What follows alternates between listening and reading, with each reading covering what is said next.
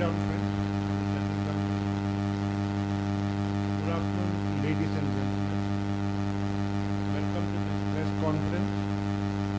Today's press conference, among other things, is to give you some highlights of the various initiatives to improve the performance of banking and insurance sectors. We are privileged and honored to have amidst us the Honorable Ministers of Corporate Affairs and Information and Broadcasting, Sri Arun Jaitley, who will address you on the subject. I extend a warm welcome to you, sir.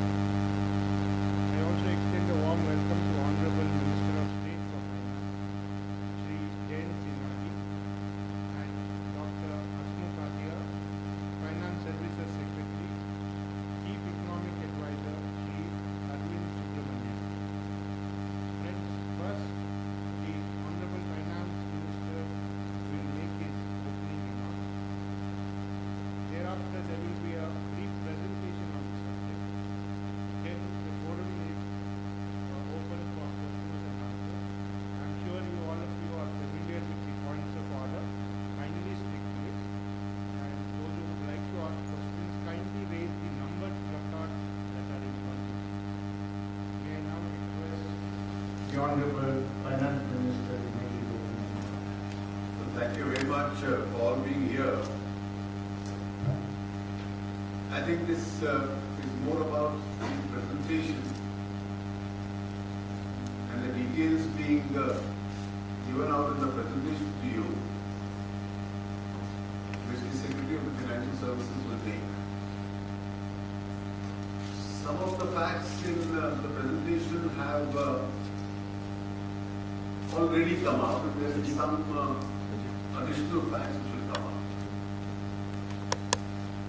The real purpose is to collect all these facts so that we can have a clear idea about where we stand as far as the banking system is concerned.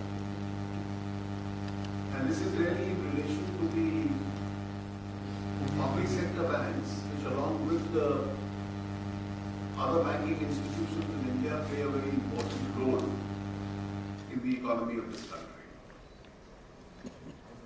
They are the lifeline as far as the economic activity is concerned.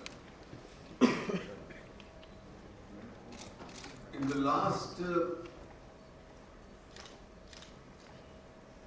few years, I may say, they faced a challenging situation. It was partly on account of the slowdown in some sectors, and their problems could also be related to those sectors itself. The government has been from time to time reviewing the health of these banking institutions. Even though challenging situation did exist, there is no cause for panic at all. The either cause for panic or for alarm doesn't exist. The nature of the problem is such that with some initiatives which we've taken,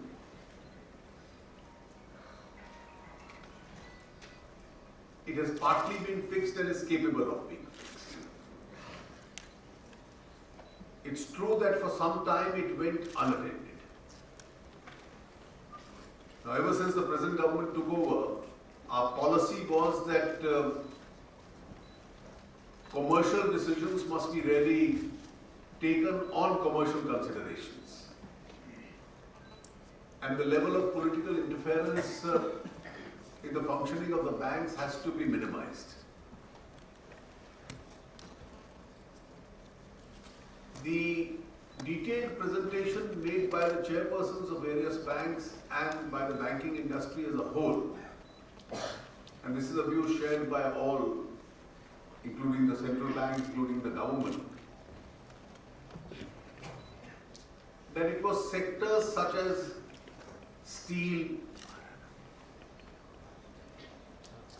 power, highways, discoms, to a lesser extent sugar, which were predominantly responsible for this stress. And therefore, to resolve this whole issue and find a solution to this, you need to deal with banks as an institution, you also need to deal with each of these sectors. There is a positive movement as far as the highway sector is concerned. And the large amount of public investment going into that sector has got the sector moving. And therefore that is now being reflected in the erstwhile stressed assets as far as the highway sector was concerned. We have in the last few months taken some steps with regard to the steel sector. But the problems with regard to the steel sector are really on account of external factors. And therefore the stress, the steps being taken also relate to that. For sugar, one package has been announced to help the sugar mills to get out of distress. The Prime Minister recently had another meeting. There is still important work in progress as far as that sector is concerned.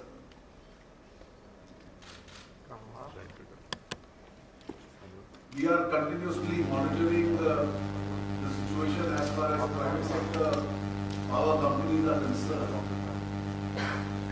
and also the discoms. And some states have to have some urgent reform measures as far as their discoms are concerned. We are independently trying to convince each of those states that unless they take corrective actions, the banking system would be unable to support them indefinitely if they continue to lose resources month after month. We will also be today explaining to you a new policy where each bank would be monitored now on basis of key performance indicators. In the presentation to be made to you, a detailed explanation will be given.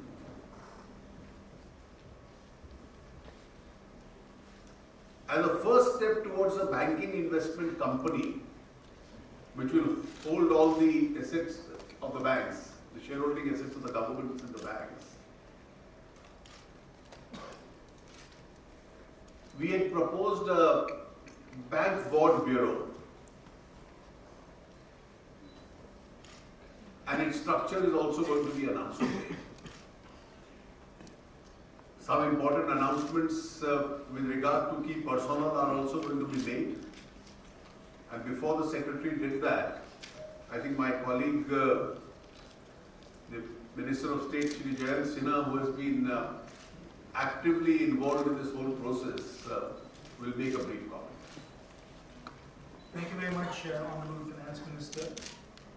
And I would like to recognize all my colleagues on the dais as well, friends from the media.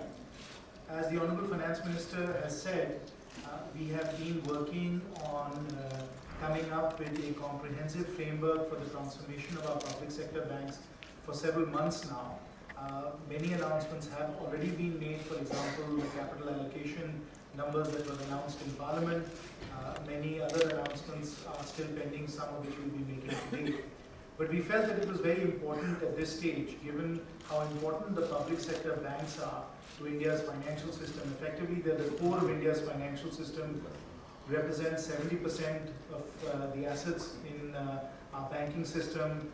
They are the dominant financiers for the building out of our infrastructure, and they have played such an outstanding role as far as financial inclusion is concerned, particularly with respect to the Jan Dhan Yojana, that it was very important for us to be able to put the resources and the support in the hands of these public sector banks so that they are competitively positioned and they are ready for the future.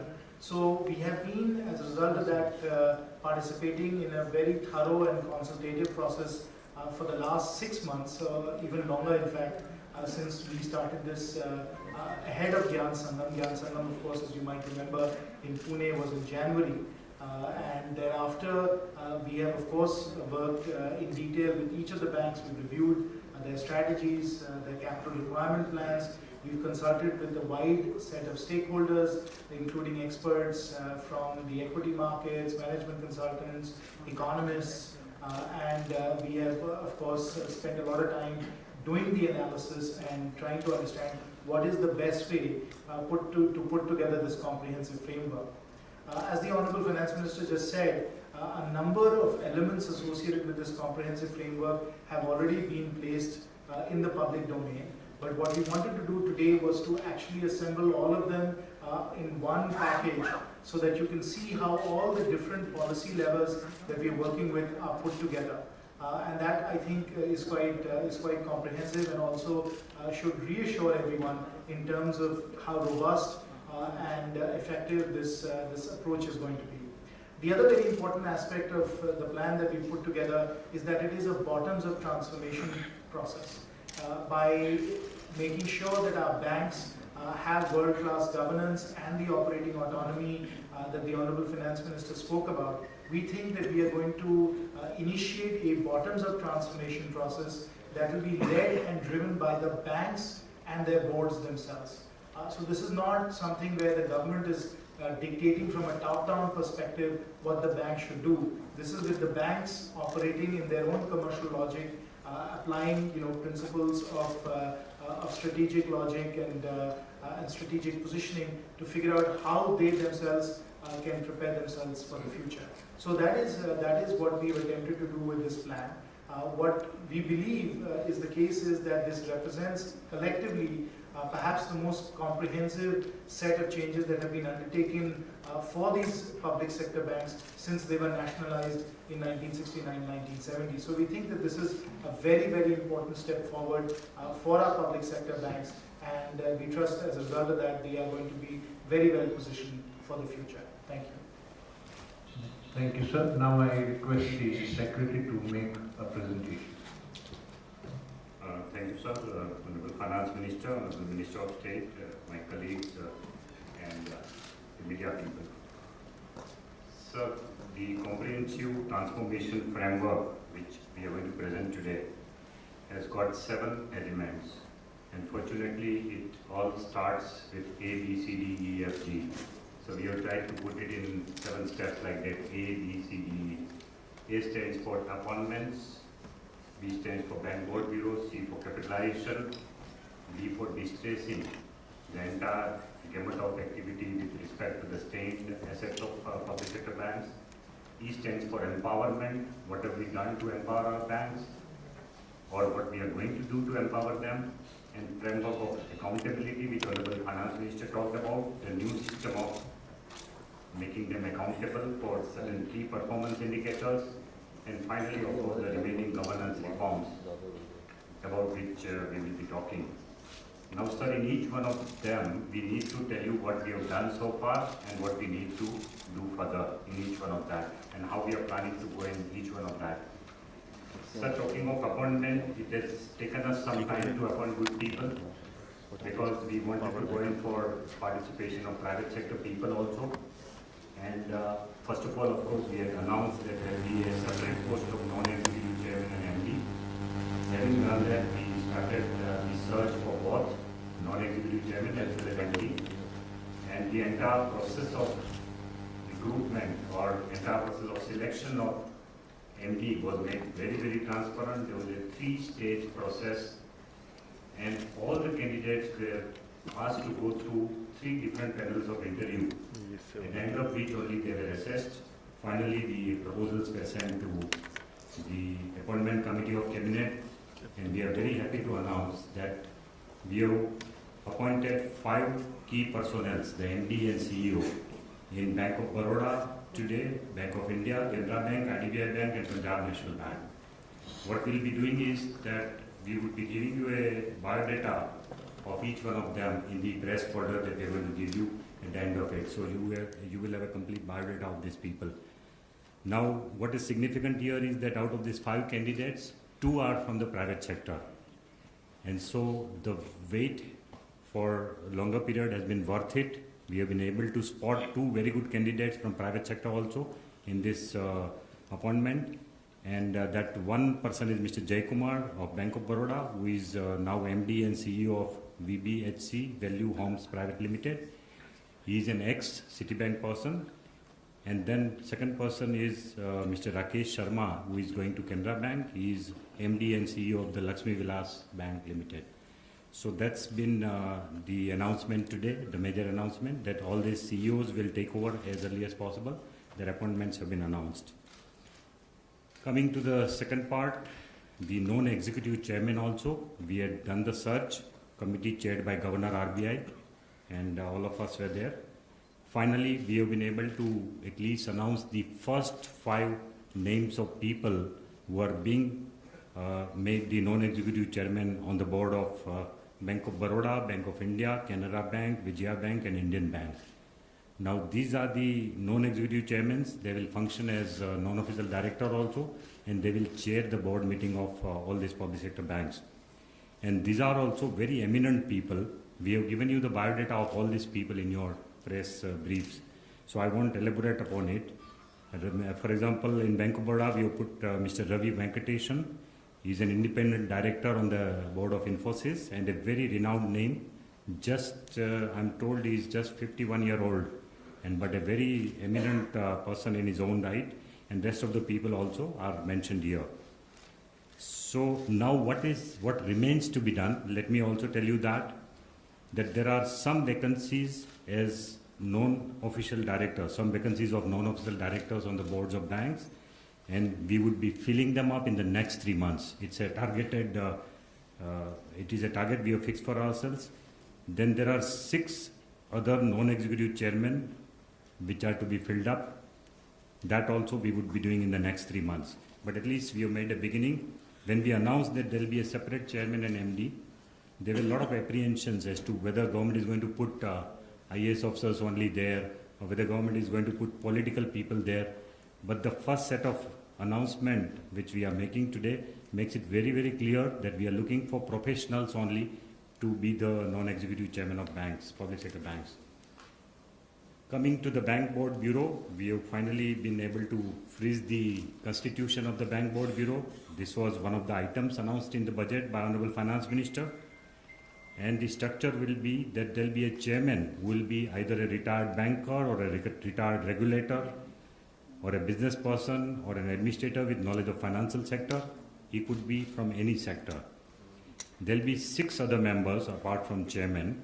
3 will be from the government and 3 will be private professionals. Among the 3 government nominees, 1 will be Secretary DFS, 1 will be Deputy Governor of Reserve Bank of India as nominated by Governor, and 1 will be Secretary of Department of Public Sector Enterprise. Out of the 3 remaining experts, 2 will be the banking experts and 1 will be expert in any other field. He could be a management expert or a legal expert or any other expert. And the selection of the members of the Bank Board Bureau would be done by a committee again chaired by Governor RBI, and as per the SEC procedure, they would be selected.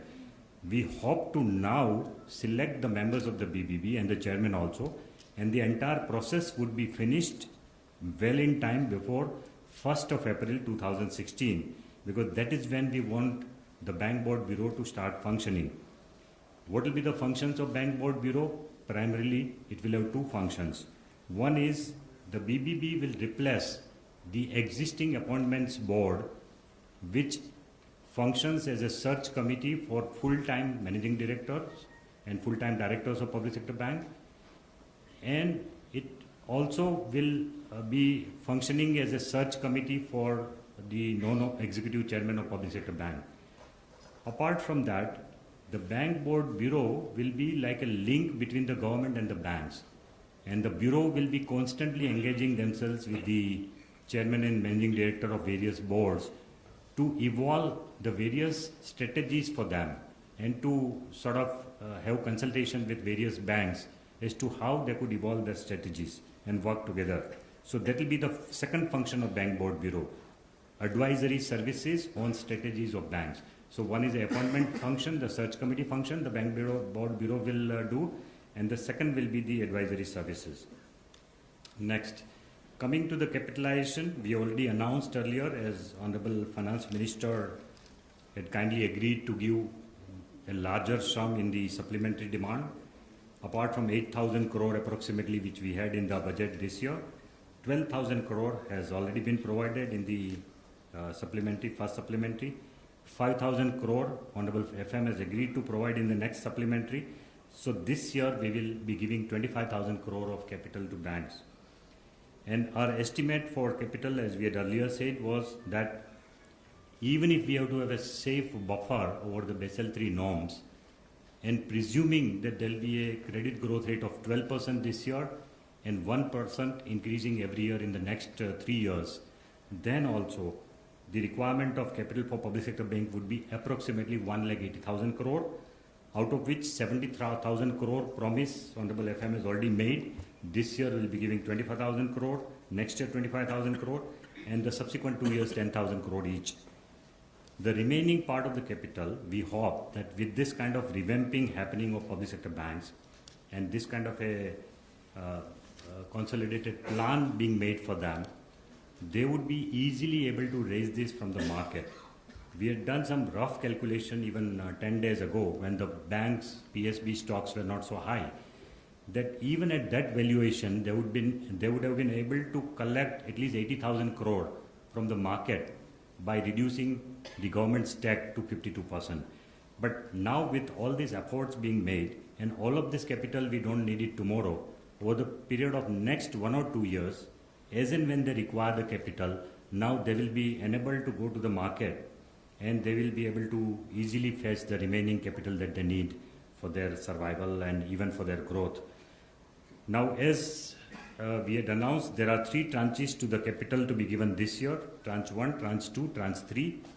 Tranche 1, the 40% amount, that is about 10,000 crore, was to be given, as we had announced, to those banks where we wanted them to have at least minimum common equity of 7.5% by FY 2016.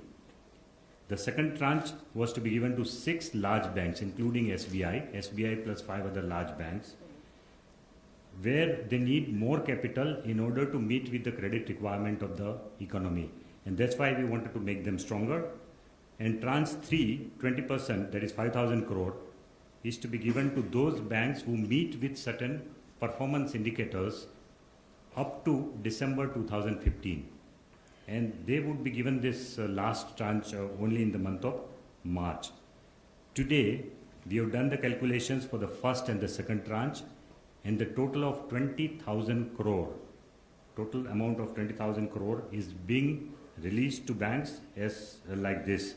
The State Bank of India is getting 5,531, Bank of India 2,455, IDBI Bank 2,229, Bank of Baroda 1,786 crore, Punjab National Bank 1,732 crore, Canara Bank 947, Indian Overseas Bank 2,009 crore, United Bank of India 1,080 crore, Corporation Bank 857 crore, Andhra Bank 378 crore, Bank of Maharashtra 394 crore, Allahabad Bank 283 crore, and Dena Bank 407 crore. So total of 20,000 crores allocation bank-wise has already been worked out, and it is being released very soon. So this is what we just wanted to tell you. Now what is yet to be done is the allocation for the remaining 5,000 crore, which will come in the last quarter of this year after we see the result of all the banks in the first 9 months, how they have done vis-a-vis our KPI, key performance indicators.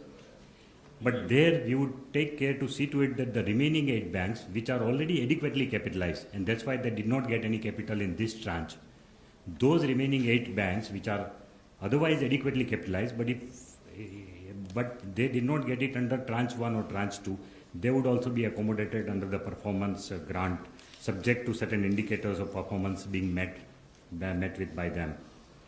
And second thing which is yet to be done is that the banks then will have to raise adequate capital from the market as and when required. There is no urgency, there is no emergency. All banks, as FM has rightly said, are adequately capitalized. But still, this is only a future provision that we have made, that as and when they need, they can also go to the market and raise capital. Coming to the third part, D part, distressing the assets of the banks, the bad assets of the bank. One question comes to our mind, that is the situation so bad? The answer is no, the situation is not so bad. Here is a historical graph of gross NPA of public sector banks in the last so many years, 2001 to 14-15. Now, as you can see, there was a time in 2001 when the regulator, the RBI, was not very strict with the provisioning norms, with the gross NPA calculation, the method of calculation of gross NPA. That time also, the gross NPA of public sector bank had gone up to 13%. And now we are at 6% end of June quarter. Of course, this is only gross NPA. In 2001, there was no concept. It was only NPA. There was no concept of restructured assets, what we call stained assets. Now, what RBI has done is that it has brought in more rigorous prudential norms. What RBI is saying is that if a project is restructured for some reason, if the term of the loan is extended, or if an extra capital is given to the same project, it will be considered as restructured, and there will have to be a provisioning for that also. Now, that restructured block of assets is about 8% now in case of public sector bank. So we have today the total stressed assets, what we call is 8% of standard restructured assets, as we call them, and 6% of gross NPA, so total of about 14%. Now, we have to just keep it in mind, but all the restructured assets are not gross NPA. Please remember, they have been restructured because of certain historical legacy factors such as delay in land acquisition, not getting fuel because of cancellation of coal mines, or for whatever reasons. They have been given the extension of time, and that's why they are called restructured. So we don't need to worry too much about that. Coming to what we have done so far about the stressed assets, Honorable Finance Minister, after the meeting of the MDs of the public sector banks recently, on June 12th, in a media interaction, he had told us that we would be setting up a cell in the Department of Financial Services to specially monitor each and every project which is stressed.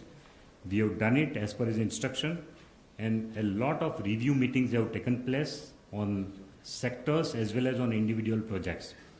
There have been meetings at the level of Principal Secretary to Prime Minister. There have been meetings at the level of Honorable Finance Minister. There have been meetings at the level of Honorable Power Minister, and a lot of other meetings have taken place at my level also. And we have been able to pinpoint what are the pain points of all these test projects and what each ministry needs to do in respect of helping them, and what the promoters have to do, what the banks have to do, and what the regulator need to also do. So we have sort of pinpointed those specific measures, and we have written to the concerned ministries, and we are following it up with that. And some of the actions which you have seen recently have come out of this kind of measures. Now, what is proposed in the next slide is that we would be continuously monitoring these projects. The ministry will also take whatever policy actions are required to be taken in respect of that particular sector. We are also starting a process of dialogue with DISCOMs, and Minister of Power, Mr. Piyush Goyal, has held 2 meetings on DISCOM, one with Rajasthan Chief Minister, one with Haryana Chief Minister. And we have been able to get some idea on how we can sort out the problem of DISCOM. And incidentally, I may tell you that all this DISCOM problem or those are not actually NPAs. These are all standard assets, but they can be converted into NPA if we do not take a real-time action on it. But otherwise, as of now, they are standard assets. As far as gross NPA is concerned, if I may tell you, the total gross NPA of infrastructure sector or public sector bank, as of now, is 32,000 crore only. but the remaining are standard restructured assets. And out of that, energy as of now is only 13,000 crore, transport is 10,000 crore, telecommunication is 3,000 crore, and etc. Iron and steel is the largest sector in the NPA of public sector bank, which has got 31,000 crore of NPA. But that also is because of global factors, as Minister has pointed out. Recently, there was a decision taken to increase the import duty on the steel, and that is going to probably help the steel sector. Textile also has got 20,000 crore of NPA, chemical about 10,000 crore, gem and jewelry about 6,700 crore. Construction sector has got only NPA of 4,800 crore, and the remaining are all miscellaneous sectors of economy. So that is the picture as far as the gross NPA is concerned. So we are trying to take whatever actions are required to be taken. We are monitoring not only the sectoral progress, but also the project by project progress in our department. What we need to do for the future is that there has been in the past too much of emphasis only on lending by the public sector banks when it comes to infrastructure. We need to develop a vibrant corporate debt market by which the corporates would be able to raise debt from the market and they can use it for having their infrastructure projects. The second thing we need to do is to strengthen the existing ARCs so that they would be able to take some of the stress assets of the banks, and the banks can clean up their balance sheets by passing it down to the ARCs. And ARCs can make concerted efforts to recover this money from the stressed assets. Next. On the issue of empowerment, in the Gyan Sangam, Honorable Prime Minister had announced that we would not like to have any interference in the normal decision-making process of the banks, which have to be on the commercial lines. And I'm very happy to say that we have stuck to that promise completely.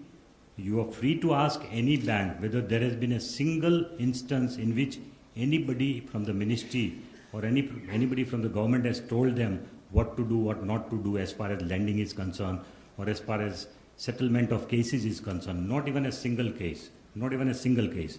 Not only that, the Prime Minister's promise of not interfering in the day-to-day operations and not in the commercial decisions of the bank was immediately followed by a letter which was sent by us in writing that there will be absolutely no interference. And we have stuck to it, and you are free to point out exceptions if there are any. There will be none. In fact, so many people in the beginning used to come to us and request that please get us this help from bank, OTS kara do, ye kara do, wo kara do. We have stuck to our ground and said that nothing doing, the banks will take their own decisions. And we are proud to stick to this decision, and it is a very big achievement that any government can have. And I think banks have got so much of freedom now to take really commercially sound decisions. Simultaneously, we have told the banks that that does not mean, not interfering does not mean that the customers are moving from pillar to post. So we have told them to have a robust grievance redressal mechanism, both for the customers as well as for the staff.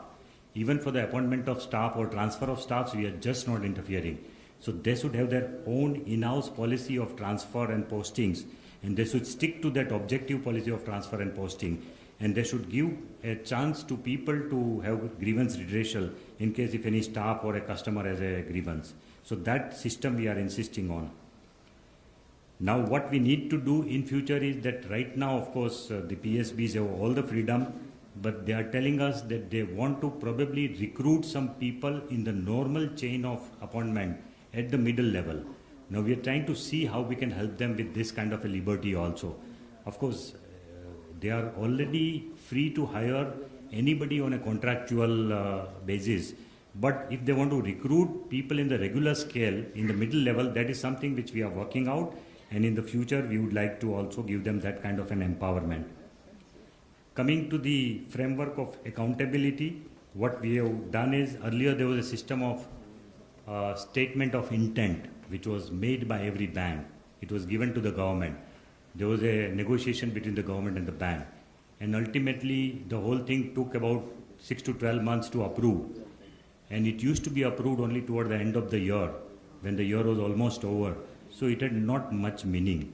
So what we have done is we have now formulated, after consultation with banks and IBA, a new set of key performance indicators, which will not be necessary for in which case it will not be necessary for us to have it bank-wise. These are general KPIs in which we will be rewarding the incremental improvement done in that particular criteria vis-a-vis the previous year.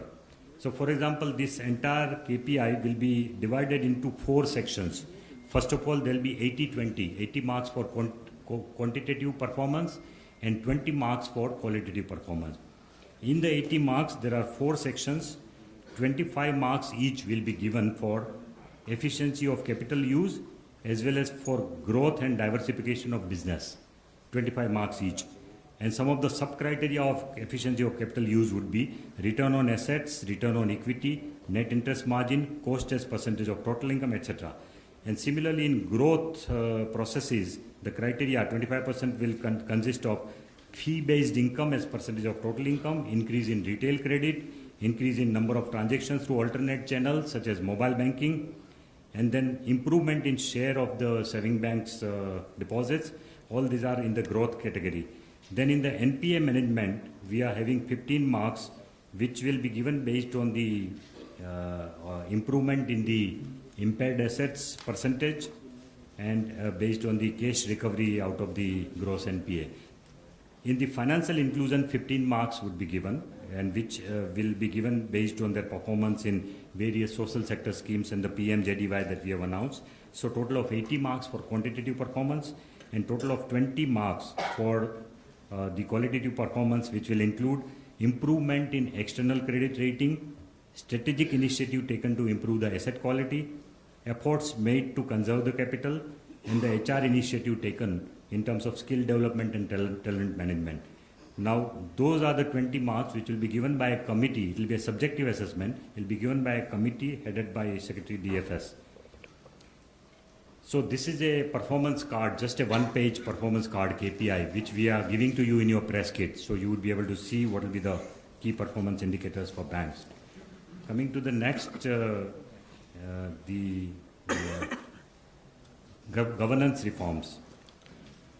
What we have already done is that we have started the very innovative process of having an open dialogue with all the banks through the Gyan Sangam process, which was done in January. The next Gyan Sangam is also going to be held on 14 to 16 January in 2016. The dates are already decided, and we are going to have it in a very, very innovative way. So the banks are already preparing for it. Then we are also constantly engaging with the banks through review meetings. Honorable FM himself takes the quarterly review meeting with banks. We also had separate strategy presentation in which MOS and myself, both of us sat through the strategy presentation of 22 banks in various headquarters. We went to Bombay and South also, we went to various places. Then we have also been removing the barriers of common service for all the banks. The banks have been brought together to have commonality of interest and to find out how they can benefit from each other by sort of sharing of resources and by sharing of best practices, etc. So that is also one of the good governance practice we have started. And then finally, of course, we have empowered the banks, boards of the banks. All decisions, all major decisions are taken by the boards of the banks, and that is the one. Now, among the things to come is that the key performance indicators which are there, we would like to link it to some kind of an incentive. Earlier also there was this element of performance-linked bonus. That performance-linked bonus was given to MD only up to rupees 8 lakh per annum. This time we want to, after we have announced our KPI, new KPI framework, we would like to make it more generous, the performance-linked incentive for the bank management. And also, if possible, we would like to link it to the employee stock option, ESOP option also we are considering for the top management of public sector banks. And finally, of course, the governance reform, the major thing will come when we actually have a bank holding company, which will be the next step. Right now, Honorable FM had said that we are starting with Bank Board Bureau. We will get used to this, entity which is working as a link between the government and the bank. So the government is not directly dealing with the banks. There is an entity in between which is there. But after that, we would like to go in for a bank holding company in which the entire stake of government holding in public sector bank could be transferred to that new entity, and that new entity can then raise some money from the market and give capital, more capital to the banks as and when required. And that bank holding company can also probably supervise some of the functions which is right now being supervised by the government. So those are the things that we plan to do in future. I thought I've covered almost all the subjects. So it is a 7-point agenda for us. After a lot of wait, of course, appointments have been announced and a lot of other things which were awaited. We are very happy to announce them today. Thank you very much. I think Honorable FM would like to take some questions. Yeah. Thank you, sir.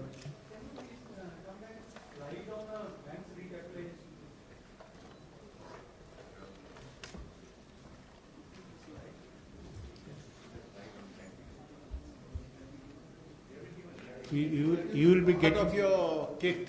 So all the banks which are getting in the first and the second tranche is already a part of your kit.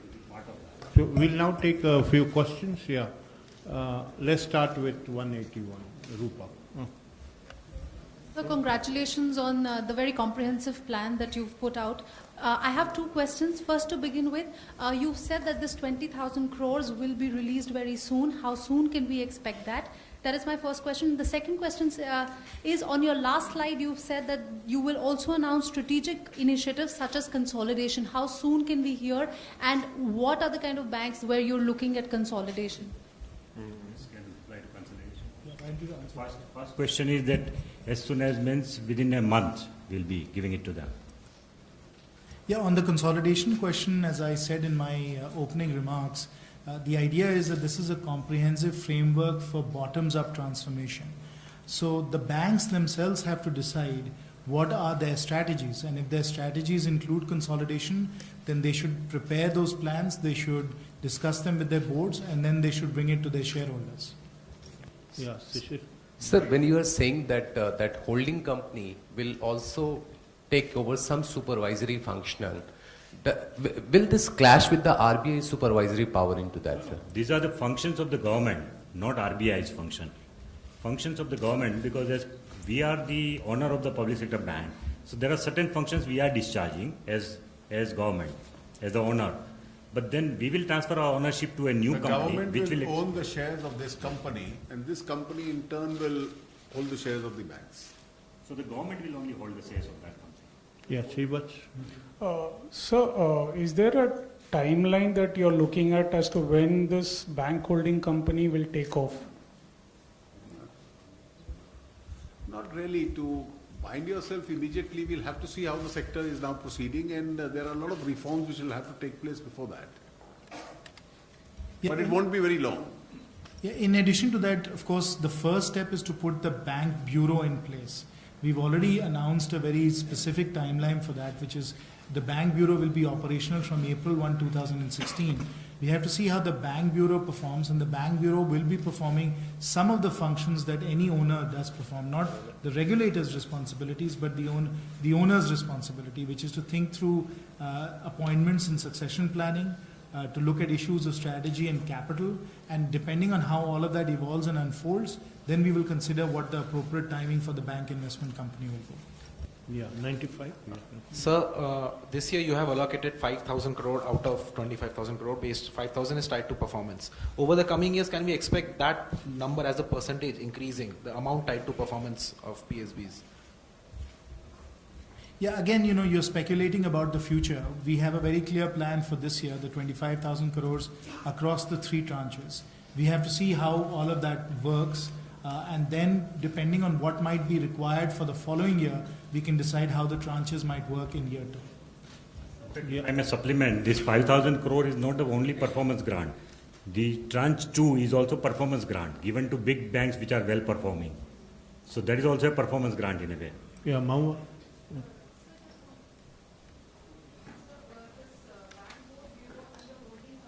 Speak into the mic, please. Yeah. So the bank board bureau and the holding company, how will they, how will the how will they work? How are they going to be different from each other? Won't it clash with each other? You see, the bureau is the interim arrangement till the holding company comes into existence, because some of these functions will then get subsumed. Yeah. Sir, Sapna here. Sapna. Yes, thank you. So 2-3 questions, in fact, clubbed together. So the holding company thing that has been announced today, this has been under works for some time now. So can we expect this, some kind of a shape into this in, say, FY17? Will it also need a lot of amendments in other acts, like, the Banking Act and so on and so forth? Second, sir, in terms of consolidation, do we have any kind of a framework so far, or again, that is something we can expect sometime later in the next financial year? And third, sir, when you're talking of all these things, are the public sector banks completely on board in terms of, talent coming in from outside? Adya sir has indicated that even at the middle level, the government is open to, kind of bringing in talent. So, these 3 questions. And also, fourth one, sir, divestment. You were saying capitalization plan may be linked to divestment of government stake also in PSBs. But it seems in the current financial year, there's nothing on the cards as far as that is concerned, right? Because we have this huge capital infusion coming in from the government. So obviously you've asked a whole host of questions. Let me take them sequentially. Your first question was regarding the holding company and what is required to get that in place from a legislative perspective.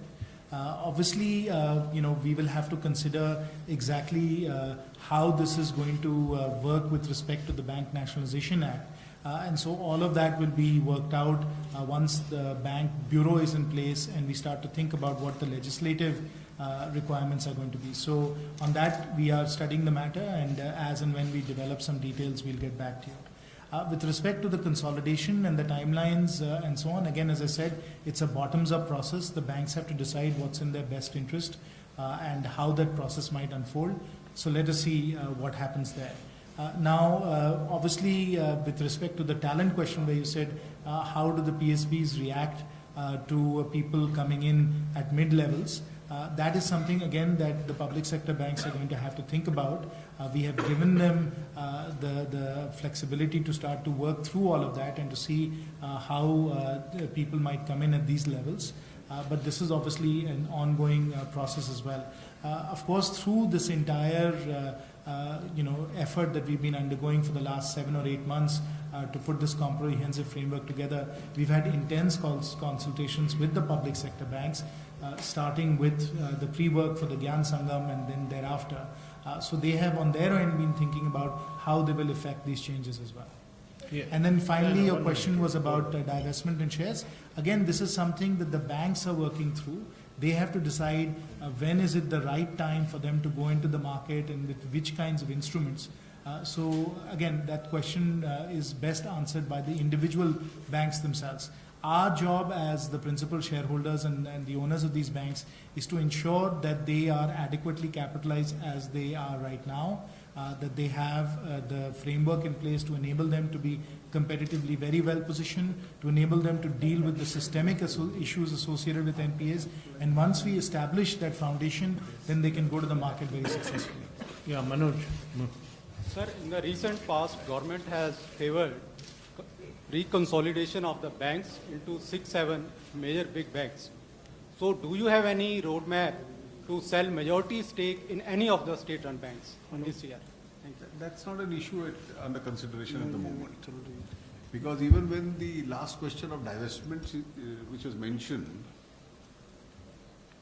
any divestment which has to take place while retaining the 52% government stake, a post-capitalization divestment is always a preferred option. Yeah. 115. Yeah. Sir, in one of the slides, it said that banks will be given greater flexibility in hiring manpower, something that you were also answering just now. So does it mean that banks will also be allowed to go in for campus hiring, something that the banks had asked for in Gyan Sangam itself? Because we haven't really heard on that front. You see, there are legal difficulties in that.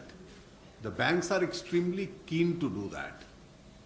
and the banks being state instrumentalities because of majority holding by government, there is now a judgment of the Supreme Court which is not giving adequate flexibility to the public sector banks how to do it. And that is a handicap which the banks have flagged. We are examining that legal position, but as of today, there is a legal impediment in that. Yeah, please, sir. So Gaurang Sinha from Bloomberg TV India. So the first one, of course, with regard to banks' capital requirements. Now, with regard to after this capital infusion by the government, is that in itself sufficient to meet the banks' capitalization needs, or is there a target which has also been set in terms of banks raising capital from the markets? Secondly, sir, We've announced a roadmap for both of them, because in the decision which had been announced, in addition to the 70,000 crores, over the next 3-4 years, another 1,10,000 crores in terms of raising capital from the market had also been announced. Yeah, 142. For the first time that you have appointed private sector players as heads of state-owned banks, and along with other measures, do you expect significant improvement in NPA situation? Well, this is a part of and other things. This is a part of our attempt to professionalize the management of the banks and to make sure that the best talent is made available from wherever it is available. Now, this question of NPAs will require several steps. Professionalizing management is one, recapitalization is another. Dealing with the sectors responsible for the NPAs and distress is the third. So the government is working simultaneously on all of them. Sir, one minute. Lakshman. Sir infrastructure खासतौर कई सारे project ऐसे हैं जो cost overrun की वजह से या फिर किसी दूसरे वजह से शुरू नहीं हो पा रहे हैं, उनको और बैंकों से पैसे की जरूरत है, लेकिन पहले उन्होंने इतने पैसे ले रखे हैं कि बैंक अब उनको कर्ज देने के लिए तैयार नहीं है. क्या ऐसे प्रोजेक्ट को लेकर के रिजर्व बैंक से किसी तरह की सरकार गुजारिश करे कि ऐसे प्रोजेक्ट्स के संबंध में आपको याद होगा जो विशेष रूप से हाईवे सेक्टर्स वगैरह में थे, तो वहां प्रमोटर्स के एग्जिट की गुंजाइश भी बना दी गई है और उनके स्थान पर कोई दूसरा आ जाए. Siddharth. Sir, will you open the MD post in other banks, including SBI, to the private sector? And two, I have a question on There is no vacancy there. So, as and when the vacancy arises. And two, I have a question on GST for the FM. How do you, would you like to respond to the three conditions that Mr. Chidambaram has placed before you? Well, I don't think it is any part of prudent politics for any party to put preconditions, particularly on a matter which involves a fiscal relationship between the center and the states. Now, the first conditionality is that there must be a constitutional cap of 18%.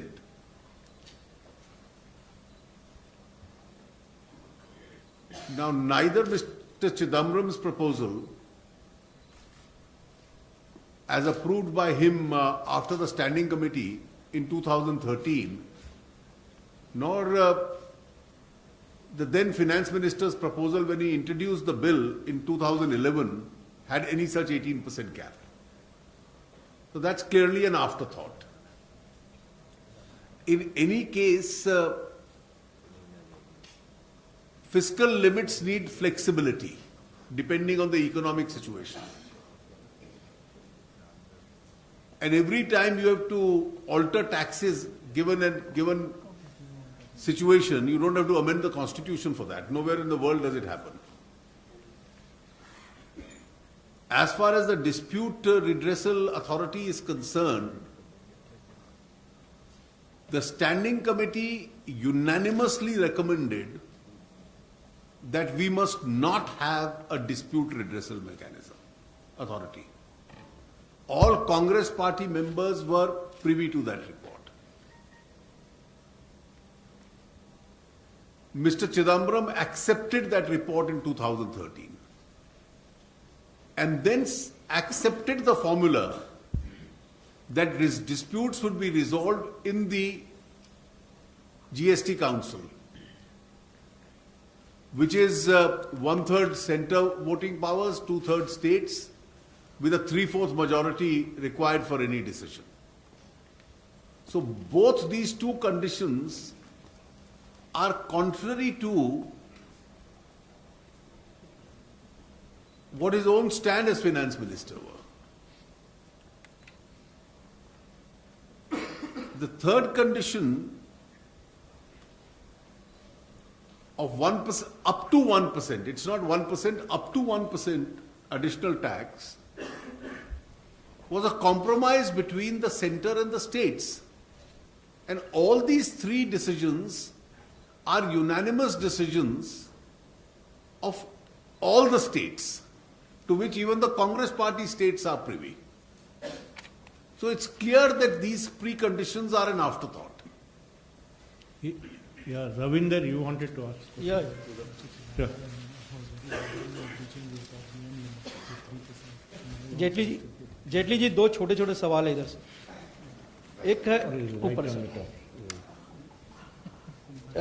China एक तरफ समुद्र की तरफ से भारत को घेर रहा है और आपने देखा कि पाकिस्तान की तरफ से हाईवे बना रहा है, तो विषय नहीं है। तो उससे एक तरफ नहीं, इसी सवाल है इंडियन इकोनॉमी पर और इंडियन बैंक पर ही है। सवाल यह है कि चाइना अपने मुद्रा का जो डिवैल्यूएशन किया उसे इंडियन रुपीज का तीसरे दिन लगातार मूल्य गिरते गया। ये जो भारत सरकार के पास क्या इंद्रधनुषी कोई प्लान है उसको कट करने के लिए? दूसरा, चीफ इकोनॉमिक एडवाइजर आप सर जवाब दे देते तो चल जाता ठीक है।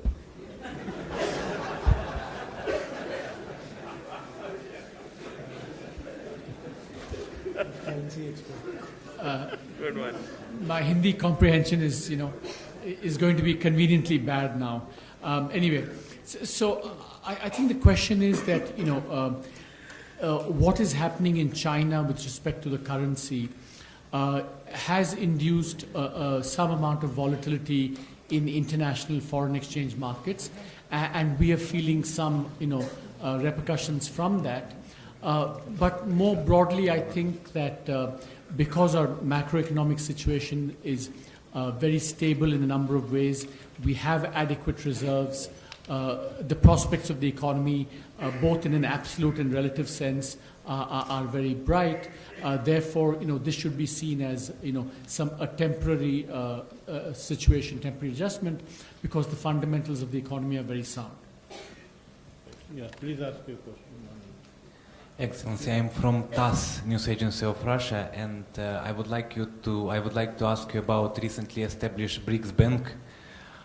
When India is going to prepare the questions for the consideration of a new development bank of BRICS, and when India is expected to get the support for first of its project? Many thanks.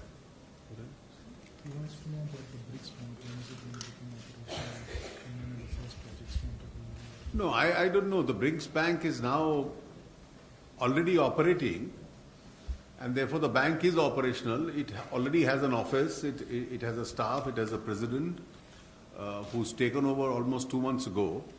So the bank is operational. Now it's for the functioning of the bank to decide which are the projects it's going to support, and I hope that decision will come very soon. We'll take last two questions. Sir, Dipankar from PTI. As Minister said that as far as consolidation is concerned, it should come from the bank itself. So in that regard, I just wanted to understand, any proposal has come to the government as far as merger is concerned, and there were reports that there is a plan of merger of Bank of Bharatiya Mahila Bank with SBI. What is status on that? Well, there is no decision on that proposal at the moment. And sir, with regard to inflation, would you like to, it has touched a historic low, so would you like to comment on that? Well, that's a very positive sign as far as we are concerned. And obviously, just as it was indicated, along with the other important data which has come out, this speaks of the stability of the economy that we are in. The inflation is under control. The manufacturing figures,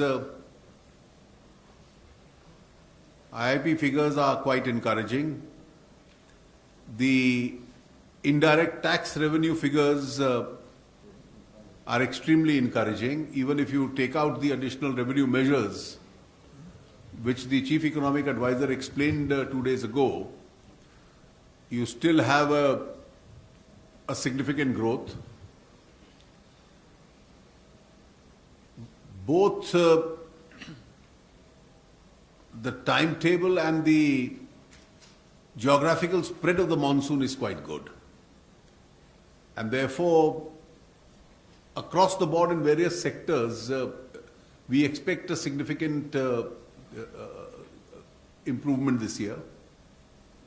And of course, this will also have an impact later in the year on the rural purchasing power. So do you the see... Economic Advisor wants to add something. I just one point to add to what the Honorable Finance Minister said. I think the latest inflation numbers like CPI, WPI, along with other data like, for example, the growth in deposits into the banking system, the moderation in gold imports, tend to point towards not just a decline in inflation or a large decline in inflation, but perhaps also a big structural shift in the underlying process of inflation. And that's something that's, I think, very encouraging.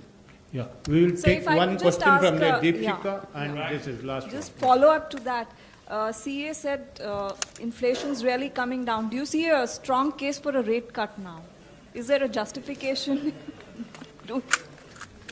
I'm sure we all know the relationship. Yeah. Please ask your question. Yes.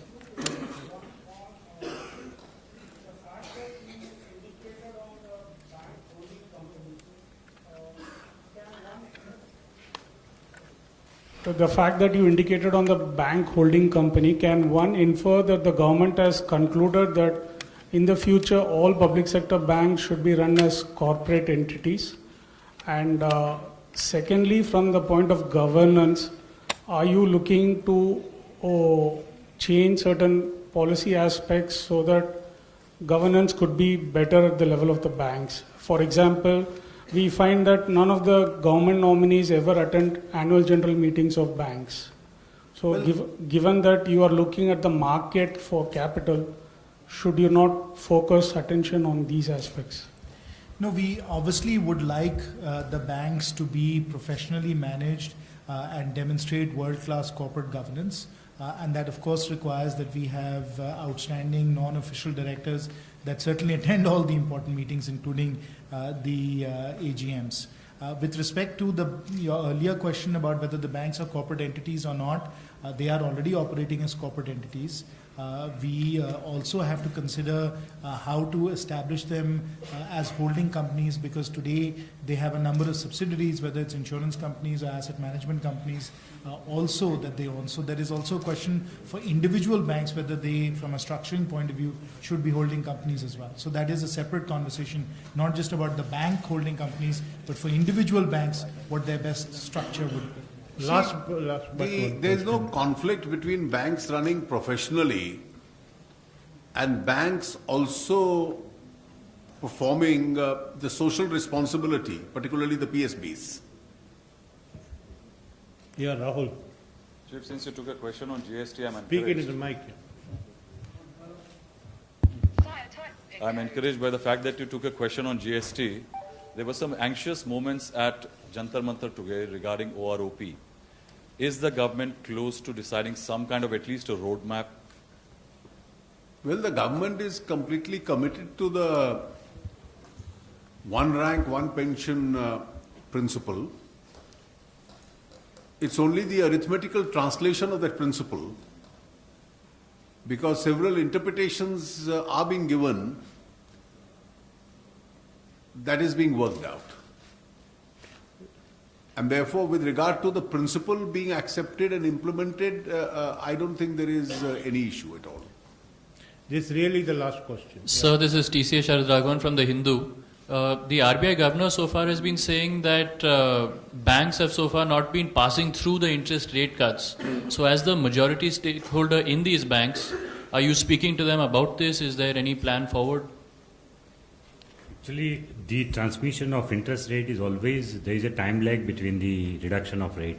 And secondly, why the reason why banks are not able to pass it down is that the repo rate is only the money that banks borrow at repo rate of RBI is very minimal.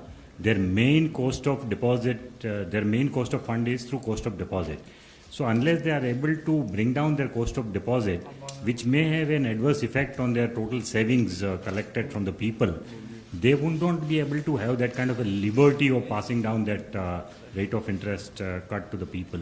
So that's the main reason why it is not happening. Their rates of deposits are benchmarked with some other rates, small savings rates and other rates. And that's why.